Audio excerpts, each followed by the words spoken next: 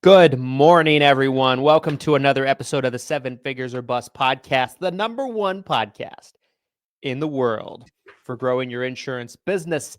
It's episode 43, my friends. I'm Christian Brindle. I'm joined with my co-host of the show, Glen Shelton. And we got a jam-packed show for you, you guys. Let me start with this, you guys. Getting into the show. So Glenn, I think we're going to take some time, read up about this. Yes. And talk about it more on tomorrow's show. But there seems to be some chatter. And I know we're not going to get into it much today. We talk about it on tomorrow's show. But seems to be some chatter on these Trump executive orders impacting prescription drug plans. I don't know anything about this yet, but it's interesting to kind of see the chatter going on amongst it.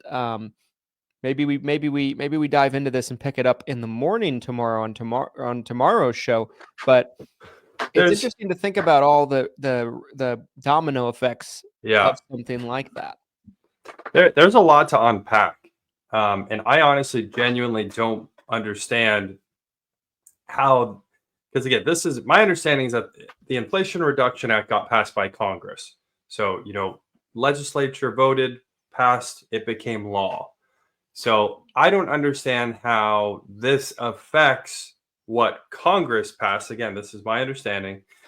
And Trump signing this executive order that basically said, hey, pharmaceutical companies, you're good to go, baby. You don't need to cap those prices. Charge as much as you want. Free market, capitalism, let's go. So I don't understand how this plays out yet. I think a lot of people don't understand. I'm seeing a lot of confusion and kind of public questioning.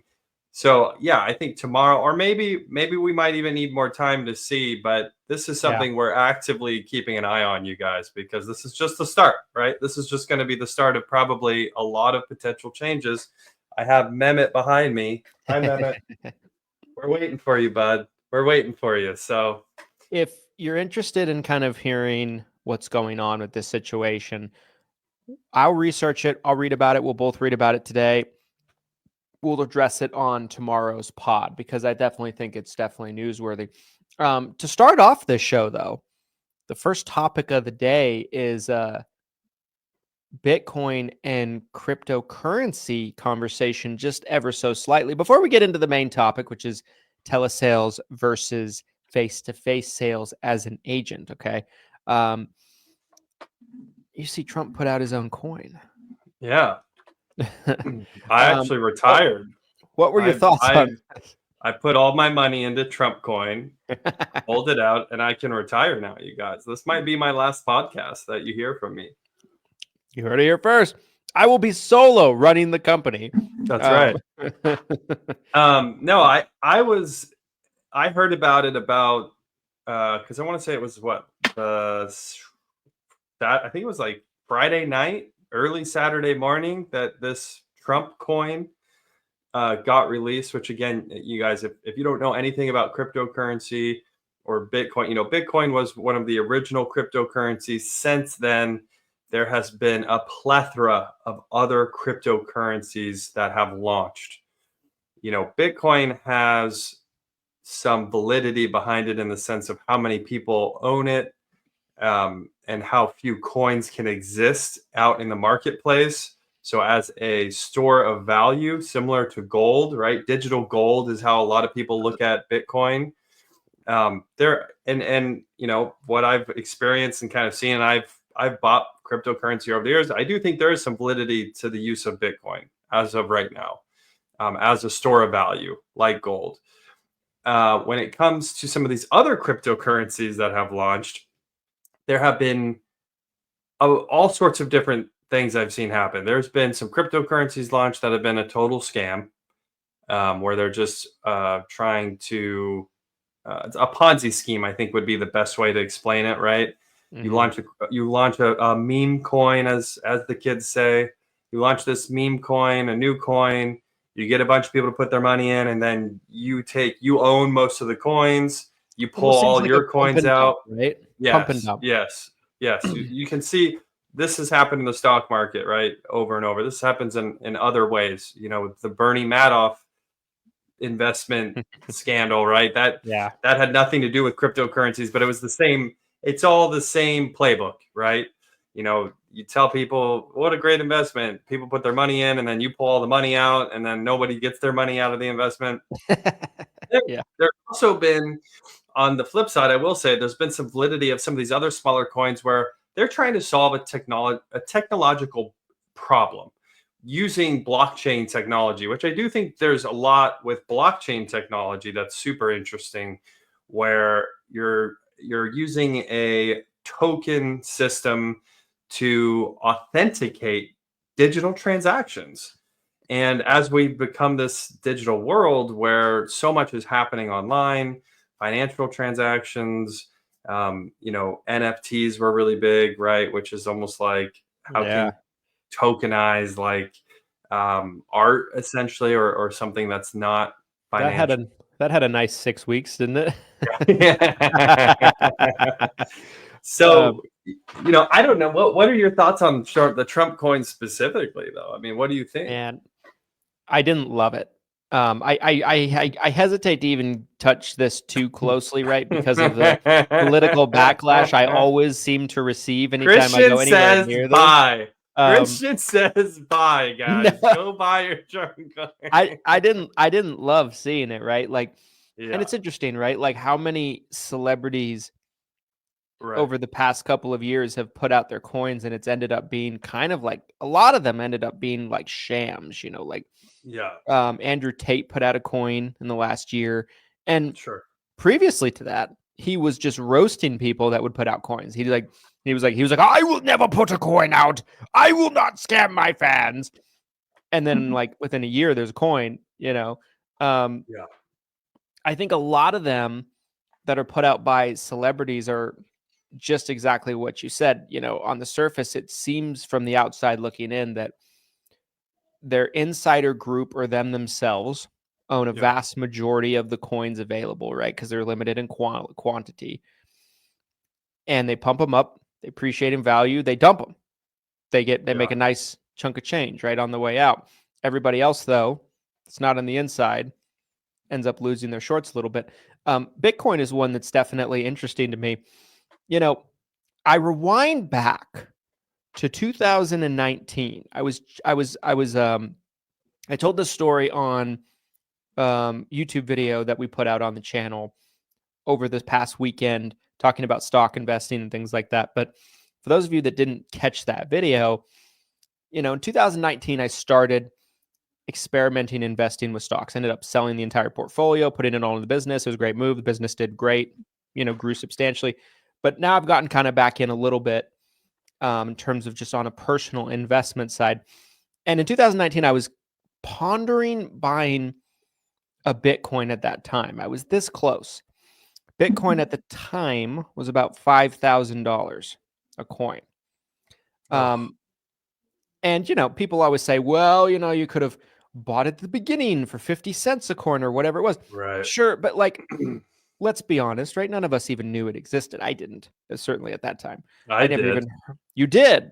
Yes. And you didn't buy it? I'll talk about my story in 2010. Okay, I want to hear 2009. 2009. Okay. I want to hear this. So, I might start crying, but we'll talk in a second. So anyway, I was this close, right? I was this close. I have a vivid memory of having it in front of me on my Robinhood account and not doing. I don't use Robinhood anymore, by the way. Thank goodness. But at that time, beginner. And if you look at Bitcoin today, right, it's trading over, like north of $100,000 now, right? And a lot of analysts expect it to go, that there's a real possibility that it will appreciate up to 200,000 a coin. $1 million a coin, I've even heard. Okay, I haven't heard. Have said. I've heard from a lot of places the 200,000 a coin by the end of the year is where I was going with this. Okay. Long term, that wouldn't surprise me. And so it's interesting, right? Like I wanted to be into it because I'm like, all right, I think I missed the boat here. So I started buying shares of a fund An ETF? An ETF that owns Bitcoin. With IBIT? That is it. Oh, I was just looking at IBIT last week, bro. That's a great one. Look at you. And so, what did you get in at on IBIT? I will tell you. Hang on. 20? Did you get in the 20s? No, I think it was like low 50s. That's so great. That's a great. I love this play because I think it's a safer crypto investment, in my opinion. I was talking to my family member who does a lot in the crypto world about IBIT, and he was like, "That's pretty." He was almost disappointed because the risk is so low, but I'm like, "That's exactly what I want to hear." I'm like, "That's exactly what I would want to hear." Like, so 51 a share, 52 shares. That's a great entry point because I think it'll hit 100 this year, at least. Yeah. Okay. So let's pivot back. You were aware of Bitcoin in 2009. I was. At whatever it was at that time, right? Less than pennies, I'm sure. It was, yeah. Walk us through this journey, if you will, because I'm fascinated by this. You might be the first person I've ever personally known that told me that they knew about it. Yeah. In 2009, I don't know. I can't think of anyone. If anyone's if anyone's watching on any platform, drop it in the chat for sure. Yeah. What's funny is my nephew did a school. He was interviewing. He did an interview with me for school, and it was like one of the questions he interviewed me was like, "What's one of your biggest regrets?" This is one of my lifetime biggest regrets, without a doubt. Yeah, without a doubt, this is one of my lifetime biggest regrets. It was summer before my freshman year of college, 2009. I vividly remember I had an HP laptop. You know, at the time, it wasn't like the latest and greatest tech, but, you know, it was a decent laptop for the time being. You know, I remember being later in the evening, later at night, Bitcoin had come across my radar. I'm trying to remember how. I don't know if I can even tell you exactly how I initially heard about it. But, you know, Bitcoin started to, I don't know, was it 2009 or 2007 when Bitcoin officially, it was somewhere in there. Maybe it was 2009 actually when Bitcoin officially launched. But at the time, I remember thinking that, okay, this is interesting because it has value. It has like actual monetary value. And what interested me the most is people were talking about mining. And I was like, oh man, maybe I can set up my laptop so it can just start mining coins for me. And, you know, I don't have to do anything. And even though it's only worth, you know, pennies per coin right now, maybe long term, this would be actually worth something. You know, at the time, I remember thinking that maybe Bitcoin becomes like a universal digital standard for video games. That was what I thought it would kind of become. I thought video games would adopt cryptocurrency, Bitcoin, and everyone would have like a digital transaction. I don't know if that was my idea or if there was some mumblings of that becoming a thing, but that was kind of what I thought would happen, is that this digital currency would become the US dollar of the digital world. I got a wallet set up, downloaded a wallet. Wow. I had a wallet. Summer of 2009. I had a wallet downloaded on my computer. Could not figure out how to get the mining going. And it was something I played with for a few nights and just let it go. I was just like, oh, well. And I thought a lot about it. I'm like, well, what would have happened? You know, what would have happened if I had cracked that? At that point in time, if you had to guess, how much at that point in time, being a college student, basically, could you have put into it if you had got it to work? I didn't have any money. I had zero money. But what I could have done is mining. So if you understand Bitcoin, mining, when you're essentially using a computer to help these tokens get authenticated. Okay. Over time, mining for Bitcoin, authenticating these tokens has gotten incredibly difficult. And you get just a tiny, tiny bit for doing it, right? It's almost like that's part of how the service works, right? Is You use your computer, you're using your computer power to authenticate the token as the transaction happens. And in return, you get a tiny bit. Well, early on in 2009, I'm assuming I probably could have gotten multiple Bitcoins for doing the mining, for doing the authentic, because there was nobody was doing. So I could have just used my computer, had this mining software going. I could have probably had thousands of coins over a few months. Oh, wow. Now you, without any financial investment besides the power of my computer. Wow. Yeah. That's wild. I don't know how I never knew this. It's like I don't know who you are, honey. You don't. I don't know who you are. What else haven't you told me? What else have you kept from me, dear? Yeah, I think it's that's fascinating. I think to kind of wrap up this topic and get to the topic at hand, right? Yeah. It's interesting to me. I think cryptocurrency, from everything I know about it, which is not a ton in comparison, you know much more about it than I do, but it seems like it is not super regulated at this point in time. There's a lot of abuses, a lot of scams, pump and dump things like we've talked about. A coin like Bitcoin that's been around for so long, right? And it was kind of the OG, if you will. There's been speculation on it for, I mean, if you're talking 2009, I mean, we're talking 15 years ago. There's probably been speculation throughout this entire period of time. But now it's getting to the point where it's like mainstream market analysts seem to be bullish on it, which is super interesting to me. Yeah. Well, you also have countries that have adopted it as their currency. Right. I think was it Venezuela? Yeah. I think there's a couple of really small countries that inflation essentially destroyed their national currency, and they said, we're going to Bitcoin because we screwed up so bad. So that's fascinating to think about too. Now, mind you, that happened years ago, and I don't feel like it's moved the needle as much as some people said it would. A lot of people said the second one country adopted, other countries would adopt, and it would just kind of explode. But I don't think we've seen quite that. But, what happens if a major country that follows suit? Yeah. That would be wild. The United States. Ooh. I remember in 2017, living in Florida, there was a convenience store near my house I'd go to all the time. And it was shocking to me at that point in time because they had a Bitcoin like dispenser or something. A kiosk. Yeah. At that point in 2017, I was like, yeah, that's early.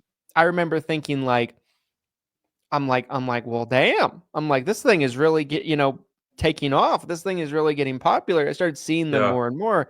And that was 8 years ago. I mean, it's amazing to think. It's definitely been volatile, right? It's had its points where it's been at 50, 60K, and then it falls down quite a bit, and then it goes back up. Yeah. Like probably a majority of investments, stocks, right, real estate based on interest rates, property values, things like that. But it'll be interesting to kind of see where it goes. But I'm very bullish on long term it really being worth a lot. And so, but I don't have the cojones right now to buy one at this current price. It's scary. I could do it. I don't want to do it. I don't want to do it. I'm settling for the EFT. I like the EFT play, or the EFT play ETF. It's ETF. Yeah. Sorry. Yeah, EFT. I was like EFT. We were talking about EFT earlier. I like the ETF. Yeah, the ETF. I think that's a more conservative option that you can buy into without getting directly into the crypto market. I think this administration is going to be very crypto friendly, as we've seen with the president rolling out his own coin. So what a conflict of interest. I'm super bullish. I'm scared. Yeah, I'm scared to put money into it because, again, it is very up down, and it's a 24-hour cycle. It's not like the stock market where there's like these structured times when it's active. Like, it is just happening all the time, 24/7. The other thing I wanted to mention really fast that I didn't say yet is Russ Albright, who was the founder of the Silk Road, just got pardoned by President Trump. And wow. The rumor on the street is he's a billionaire because he supposedly had so many Bitcoins at the time. Again, this is like 15 years, 12, 15 years ago. I think it was 2012, 2013. So, Bitcoin was worth $80 to $100 when he got busted, and supposedly he didn't share his codes, right? So supposedly he has wallets with who knows how many Bitcoin. So I think it's very interesting. I think everyone should keep an eye on this. Yes. Agreed. I think it's something to watch. Yes. Let me quickly talk to you guys about this episode's sponsor, and that is Lead Heroes, you guys. Lead Heroes is your one-stop shop when it comes to high-quality, exclusive, FCC compliant, one-to-one consent compliant lead sources. There's a sale going on right now at the time of this episode airing. You can, if for a minimum of 25 leads or more, you can get turning 65 leads right now for $25 a pop. Head over to leadheroes.com. Again, that's leadheroes.com, and make sure that you take advantage of that sale before it's gone. Glenn, when is the last day of said sale? It expires Tuesday, January 28th at midnight. So we are less than a week until this promotion's gone, you guys. Definitely take advantage of it. Or it could also sell. We've also had this happen before last year where the turning 65 leads just sold out. We can only generate so many of these per area, per state, per agent. They are 100% exclusive, like Christian said. We're not reselling. We're not sharing these leads. So, it could sell out before then, but if it doesn't sell out, we're offering these until midnight, January 28th. Take advantage while you can. Yes. All right. Let's shift gears into the main topic at hand. Yes. And a juicy topic at that, right? Face-to-face insurance sales versus telesales. Okay, so where do we begin? I've said this multiple times on this podcast this year. How do you indeed eat an elephant? And this is indeed a big, fat, honking elephant of a topic. And we need to eat it. Sizzle reel of just you saying some of these crazy words. maybe we'll get Jake to create a sizzle reel here at the end of the month. This is sizzle reel of you. You're saying crazy shit on saying the podcast. Crazy shit, yeah. Like, what is going on right now? All right, Glenn, talk to us, right? Telesales versus face-to-face sales. What is the first thing that pops into your mind when we talk about this? The very first thing that pops into my mind is the virtual happy hour that we did during COVID. That's the very first thing that pops into my mind. Yes. For any listeners, because this goes on a lot of different platforms, right? For any listeners that might not know what we're talking about, rewind 2020. Shutdowns were happening. Some states were banning, some departments of insurance were banning insurance agents from even going to people's houses. Yes. And at that point in time, it was in the early days of me creating our very popular online Facebook group community of Medicare specialized insurance agents, 7-figure Medicare agent. And to kind of keep everybody sane, we started doing these things called virtual happy hours where, on a Friday night, a Saturday night, a bunch of us at times, 10, 20, 30 of us would get onto a Zoom meeting, have some drinks, talk about the industry, but also shoot the shit a little bit. And, it's kind of a fun little thing. We've done a handful here and there since that, but they were really legendary during the pandemic. Sorry, continue. They were. Yeah, there was an extra special. Like we've done some, I feel like, since. Doesn't quite hit the same. We should probably we're overdue, I think, to do another. But to get back to the story I was referencing is this came up during one of our virtual happy hours. We're on Zoom. It wasn't a huge group at the time. Again, I'm PST, so I always felt like by the time I got my kids in bed and I could hop on, I felt like I missed half of it. But there was some yeah, I know. Okay. The FOMO was real, but there were some of you out there, you guys were soldiers. You're still on there. It's late East Coast time. We probably had 20 people, 15 people. It wasn't a huge group, but this topic came up. And initially it was kind of being discussed in a friendly manner, and then it got kind of combative. And to say the least. But the irony is that I feel like this topic always gets combative when you really get into it.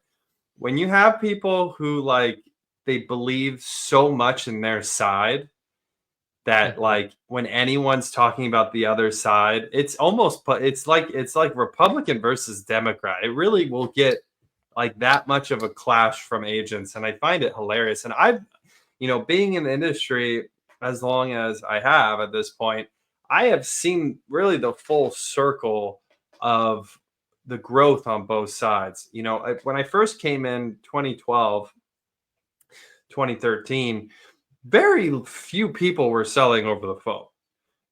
Almost everyone was selling face to face. The industry wasn't really structured or set up for telesales. You had to be very specialized, or you had to really be in a call center environment back then, between the technology, the carriers, the processes, the products. It just wasn't really set up for it. And then slowly over time, it started to become more of a thing. And then when the pandemic hit in 2020, all of a sudden the carriers were scrambling, trying to figure out, well, how do we do this? Okay, you guys can sell Medicare Advantage from home. We're going to let you do that from home. That's fine. You can do it over the phone because we don't want you going to people's houses. And now it's, from there, that was a huge jump off point where it's accelerated a ton. So that's the first thing I think of, though, is that conversation on Zoom where, here we are, we're in the pandemic. It's a year or so into it. And there were several people fighting for telesales versus really just this one person who was trying to add. One person was advocating for face-to-face. And then there was 5 of us taking turns. Just, it's no, telesales is better. Yeah. What are you saying? No. Yeah. Yeah. And what do you think of first, though? I mean, so I think of almost like the trajectory, right? So when I first came in 2014, selling Medicare Advantage in particular was rather difficult over the phone. And not only was it difficult, it was one of those things that was a very gray area, right? A lot of the people that were doing telesales at that point in time, some of the early adopters of it, people like, shout out Chris Westfall, was somebody that really kind of pioneered selling Medicare products over the phone. He was the first person that I was aware of that was doing it in a large scale and a big volume. But most of those people were selling Medicare supplements at that point in time. It was almost like at some point in time, there were rules to prevent you from selling Medicare Advantage over the phone, but it was like those rules had kind of been relaxed, but it was kind of such a gray area. And so if you were to do it, you would have to mail signature pages to people and have them send them back, basically, because there was very few. I can't remember if even any major carrier at that point in time that we worked with had an electronic application process in 2014 for Medicare Advantage. Maybe there's one I'm forgetting, but when I came in, I was taught to do face-to-face sales, and I was taught to do paper apps for Medicare Advantage in particular. I remember Equitable Life and Casualty on the Med Sup side had this telephonic app where you could do a 3-way call in with an underwriter, which nowadays is very standard, right, with a lot of products and carriers. But at that point in time, I was like, wow, I was like, no paper, I was like, whoa, this is crazy.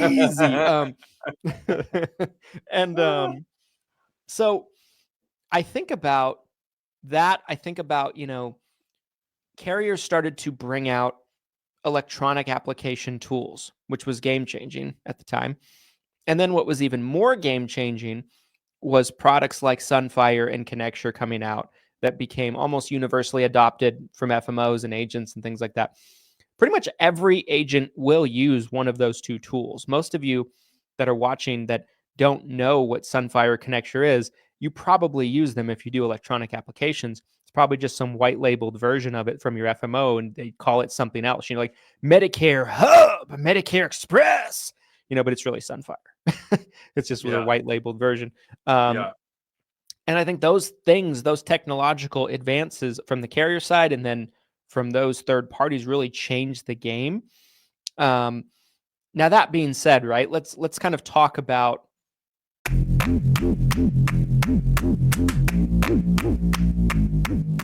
this episode of the 7 Figures or Bust podcast is brought to you by my mini course, How to Find and Buy Books of Businesses. Guys, in 2024, Glen and I, in our combined company, purchased and acquired through acquisition 900 clients. And over the years, we've purchased thousands of clients to grow our agency internally. And we've learned a thing or two over the years, right? There's certain things you need to look out for. You need to know how to value a book of business. You need to know how to transfer everything, what the expectations are in terms of the timeline. And you need to know how to put a deal together and structure it to protect yourself while still at the same time doing good business with people. Guys, this mini course is around 10 videos long. It's a quick and easy thing to get through. And it's a great way for you to grow your book of business in 2025.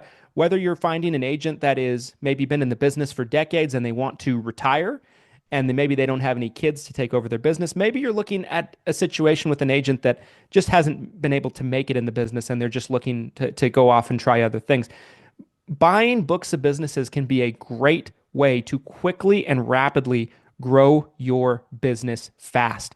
And we've unveiled all of the little tools and tricks that you need to know in this training. It's a one-time purchase for only $197. For that price, we're practically giving it away. Make sure to check it out now. Now back to the show.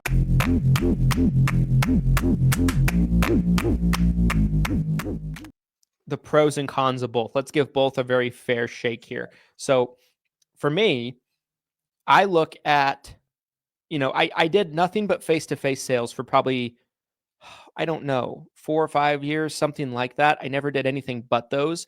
Yeah. And I sat at the kitchen table and, I drove all over the state of Utah. I've been everywhere here. I know this state so well because I don't know how many appointments I've been on at people's homes. That's what I did.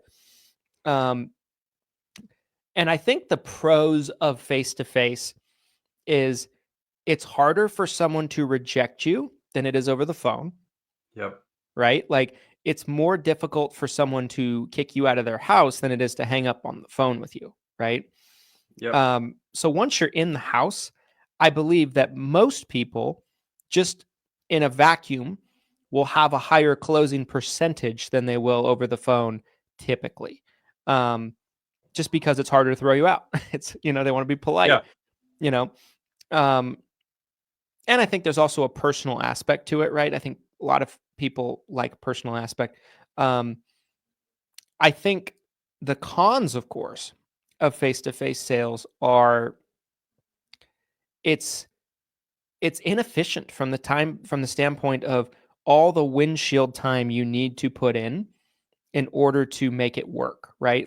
And people might say, oh, well, I'll just work in my local area. I said the same thing. It never's that easy, right? If you're a face-to-face model exclusively and you're going to people's homes, now you can do face-to-face where they come to you, but you're going to find that, people will come to you, but if you're not willing to do a telephonic appointment with them and you have that model, you're going to have a fraction of the people that will actually be willing to come to you. And they have to be close enough, right? So a lot of times if you're doing face-to-face, most people go to the client. They go to the house. So you have a lot of windshield time, that could be completely avoided by doing telesales. I think on the telesales side, I think the pros are it's really, really efficient. You can hit, let's say you go out in an appointment, right? Say you're driving 30 minutes away. And you're going to houses that are all in relative area to each other. But by nature, a face-to-face appointment in someone's house is going to take longer, usually, than a telephonic appointment. Because the people get chatty in their own house. They're comfortable. They're like, this quilt was made by my Aunt Berta. And it's from World War I. I'm like, wow. And I'm thinking in the back of my head, I'm like, I gotta fucking go. I got another appointment, but you don't get as much of that on the phone, like I feel like the appointments are easier to wrap up and it's a little harder to get out of the house. So there's an efficiency side of it. You have shorter appointments by nature. You have windshield time that's saved. I think the con of it is you have to be a good telesale. You have to be a good salesperson for one. I think you can be a mediocre salesperson and make sales face to face. I agree. Over the phone, people, like I said, it's easier for people to reject you. It's easier for people to hang up on you. And you really have to nail vocally everything you're doing on that telephonic appointment, right? You have to nail what you're saying, your scripts, your tonalities, everything, because you're losing out on so much communication that you get when you're in person with someone. I've talked about this a lot, right? Like eye contact, body language, you're smiling, you're not smiling. All of that is communication that's not verbal. You lose all that over the phone. So you have to really nail your tones and how you're pronouncing things and how you're sounding, your energy, everything. But if you can master that, you can sell a lot of business and it's an efficient thing, right? So that's kind of like my synopsis, I think, of the pros and cons. What did I miss? It's funny is I kept thinking about how many little spoon collections I saw in these My mom homes. has one of those. I have this vivid memory of seemed like every third or fourth house I was in. Mrs. Jones, Susie Senior, she's got the little spoon collection. It's like a state spoon collection. I don't know. I was always fascinated by it because I didn't understand. First of all, why are we collecting mini spoons? Second, why are we hanging that on the wall? Why isn't that? I didn't get that, but I'll have my mom call you and explain. Tell your mom to take a picture. Post it in the group. Tell your mom to take a picture. I want to see it. Next time I'm at her house, I will take it for you. Yeah, take a picture, post it, and be like a staple in every boomer's house. I don't get it. I think with the spoons, it's almost like a collection of where you've been. Okay. Because the spoons come from various places, right? Like your Yellowstone National Park spoon, your Glacier National Park. So they're not buying it as a set. They're actually collecting it state by state. Yeah, like area by area, like places they're traveling and things like that. That's fair. That's cool. Okay. So, you're like, I get it now. Yeah, I'm in. I'm ready to go back in the field now. So what 80% of communication's body language. That's the stat I've heard. I believe that to be true. If you're face to face with someone, you're talking to them, you're trying to sell something to them. It's, what are their eyes doing? Are their arms crossed? Are they facing you? There's so much nonverbal communication happening that you're not getting in a telesales setting. So that is like the core difference, in my opinion, when you really boil this down of like, what's the difference? It is significantly easier to communicate with someone face to face. It is much more difficult to communicate with someone over the phone. Now, that being said, that doesn't mean you can't have a system in place where you are crushing telesales. I think from an efficiency standpoint, and if we go back to the Zoom call, the happy hour Zoom call that, we're all kind of fighting about this, my stance was that mathematically it is more efficient to sell over the phone. And if you really get down to the dollars and cents, when it's, how many prospects can I present to in a day? And even if telesales is less efficient, even if I'm closing 50% less, if I can have 400% more presentations, I am going to win every single day. Absolutely. That's the basic math where I'm always like, I don't know. I don't understand how we can really compete. And again, I was a face-to-face agent for years, just like Christian mentioned, his first 5 years was selling in the field. I sold exclusively face-to-face for my first 3 years. Did very little of actual telesales until the very end of me actually writing business. But again, being a call center owner and working with other call centers, I can tell you from an efficiency standpoint, even if you're closing, let's say you're in the field, you're closing 30%. Let's say you're closing 1 out of every 3 houses you're getting into, which is, that's good. Maybe even a little above average. 1 out of 3, we'll say, just for round numbers. It's probably going to be 50% or even potentially less, 60% of that you're actually, or 40% of that you're actually going to see convert if you're selling over the phone. Mm-hmm. But you can only get in as an agent who tried to maximize my day. It was almost impossible for me to run more than 12 or 14 appointments in a day.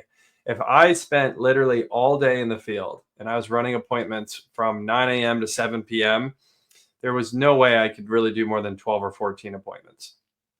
So, and if at 12 to 14 appointments, I'm probably only making 8 to 10 presentations. If you're selling over the phone, you can 100% do more than that.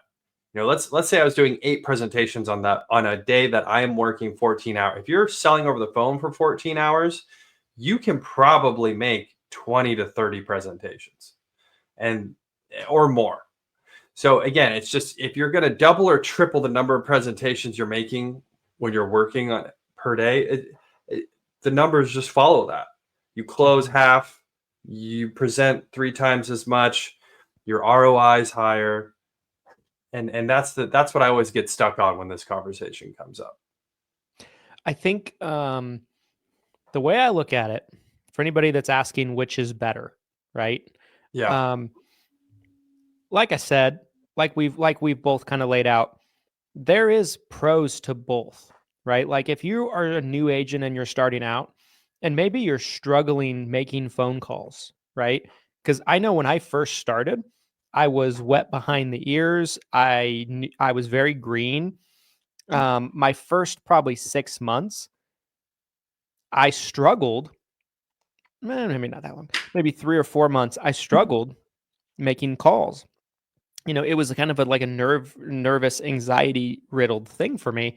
And the way I got through it is I just powered through it, made myself do it, recorded myself calling, revamped my script. I worked incredibly hard. I studied my craft and tried to become a master at my craft. But if you're a new agent and you're just starting out and maybe you're struggling to make calls, which I know a lot of agents, this is the thing for them, right? Like this is the case for them.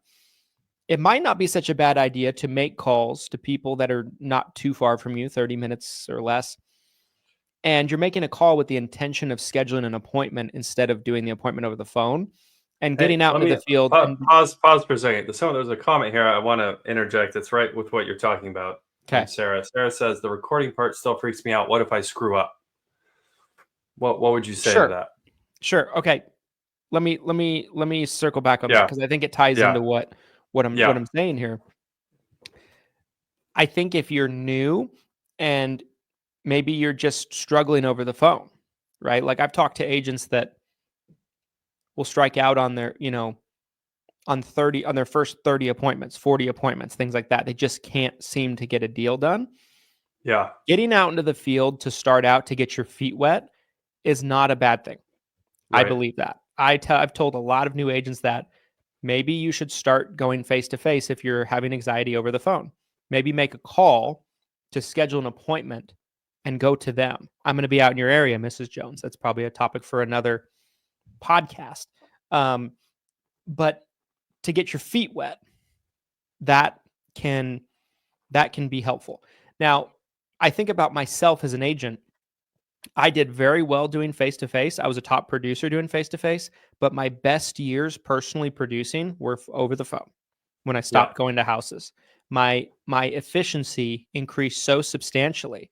And that to me is my thought process on which one is better. Now, which one's best for you at this point in your career might be a different conversation. So circling back to the question, right, about, what concerned about screwing up, recorded calls, things like that.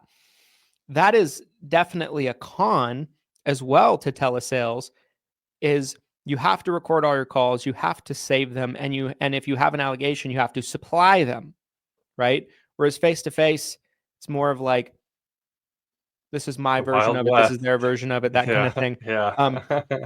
Of course, you should always do your best, but like when you're first starting out, you're learning. It's natural that you make a mistake, that kind of thing.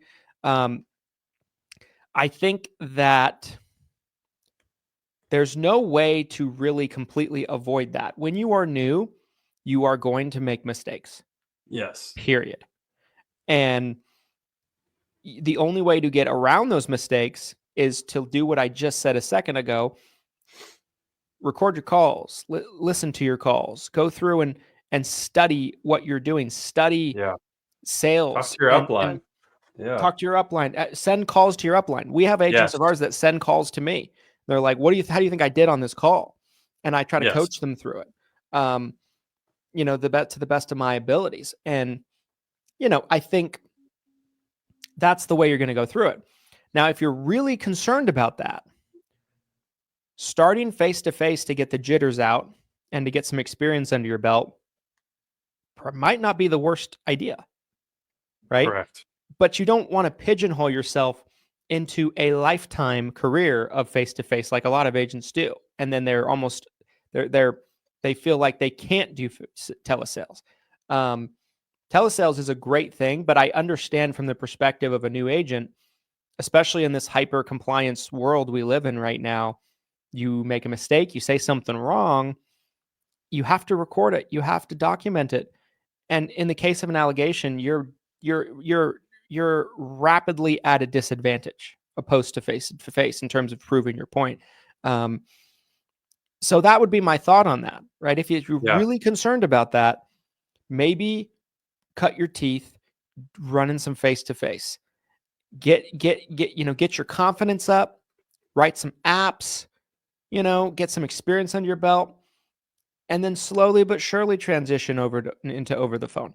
But it is a far gone conclusion. I think, the best thing a new agent can do is just accept it. You're going to make mistakes. Yeah. That's what I was going to say. Trying to find, a perfect mix to where you're trained enough, you're prepared enough, enough to not make a mistake is impossible. You can't learn everything you need to know without doing to avoid mistakes. There's also like no such thing as like this perfect phone call either. Right. So like, don't hold yourself to the standard of like, oh my, I have to read the SOA part of the script word for word. And if I miss one word or if I transpose two words, I'm going to jail. Right. Which some of you have this type of mindset. Some of you have this type of mindset where you think CMS is going to knock on your door if you mess up a few words. Struck by lightning. And don't let that fear drive you. Like, don't let that fear keep you from getting on the phone or being successful. I genuinely believe if you are trying to do what's best for that Medicare beneficiary, and that is your focus, even if you do mess up on the phone, even if you do have to send a recording in that's not perfect, you have nothing to worry about, in my opinion. I think. Go ahead. I'm sorry. I wanted to add to that. Like, oftentimes, if you have an allegation and they're reviewing a call or anything like that, they're looking at your intent first and foremost. Right. It's been my experience. I've seen situations where we've had allegations internally. Every time I say that, people are like, you had an allegation, you're a bad agent. No, if you have never had an allegation, you haven't written enough business. Yeah. 100%. Because no matter how good you are, no matter how good of an agent you are, no matter how ethical you are, you have things that are outside of your control. Yes. Where we're dealing with seniors. I say it all the time. So you have people that are forgetful. They're embarrassed about something. Like they'll throw you under the bus. Yep. Even if you did nothing wrong. I have some crazy allegation stories I've told on the show before. I'll save them for another day. But like most of the allegation stories that I've had against either me or one of our internal agents on our team have been wild. We had one last year where one of our internal agents wrote an app for someone, and she left us a Google review mentioning the plan she had, what we put her on, and how much she loved it and how, professional we were, and we covered all the bases, everything like that. Then like 2 or 3 months later, she filed an allegation saying she didn't know what plan we were putting her on. So we submitted a screenshot of the Google review of her talking about the plan we put her on. And that, it was one of the fastest ones I've ever seen come back and been like, you're good, Yeah. But like, it's intent is very big. And so I think if your heart's in the right place and you're really looking to serve that member and do what's best for them, that is going to show through on your phone call. Yeah. A couple things from what we were talking about with, this face-to-face tells. So one is, Christian mentioned how he's driven all over the state in order to sell face-to-face. If you are a full-time agent selling face-to-face and you are doing a lot of marketing that's, direct mail or whatever type of marketing you're doing, a lot of times your local area, your response rate will go down. They'll hit a saturation point with your marketing where you have to start to travel in order to continue to get a response rate.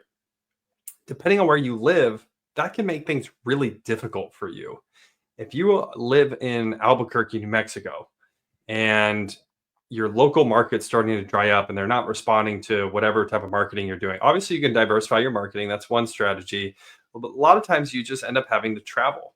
You're going to have to start driving. And if you have a less densely populated area, that can be pretty problematic as a face-to-face agent. Yeah. I have the same story as Christian. I've driven all over the state from, Eugene all the way to, Olympia, Washington, really covering almost 2 states to sell life insurance because direct mail was what I was using at the time. And I had to go where the leads were. So I've seen this firsthand with some absolute beast face-to-face agents where they're driving all over the place to stay busy 24/7, 52 weeks a year.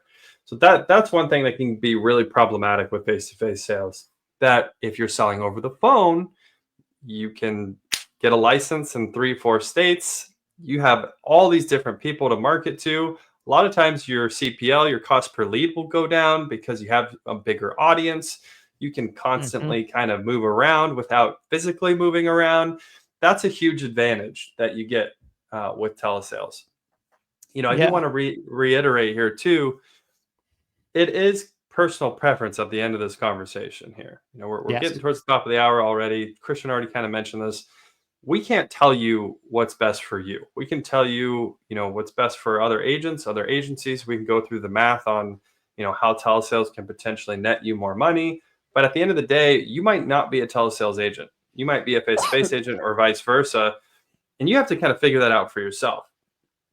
One last tidbit I want to share here is I used to work with one of the most, this final expense agent wrote some of the most business that I'm aware of on his own pen. It was over $500,000 in premium on his own pen in a year.